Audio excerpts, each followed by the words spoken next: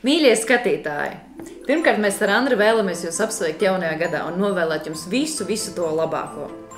Jā, galvenais ir veiksmi. Lai jums ir veiksmi, nesalauzīsiet kāju, būs nauda, nezaudēsiet darbu, būsiet laimīgi. Un veselība, protams. Un vienlaikus man ir sagatavota jums fantastiska ziņa. Arī tev, Andries, to pastāstīšu tūlīt. Jā, klausies jaunāko klaču. Aha. Ikvienam Latvijas iedzīvotājiem, sākot no šodienas, ir iespēja pilnībā bez maksas 30 dienas, tikai 30 dienas neilgāk. Lietot elektrību!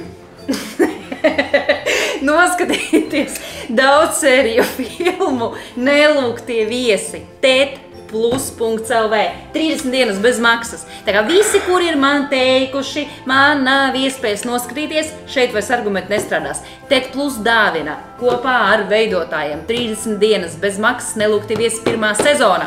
Tā pati daudz arī filmu, kuru skatītāji ir tik ļoti labi novērtējuši, lielisks atsauksmes un Andris Daugaviņš galvenajā lomā. Vienā no.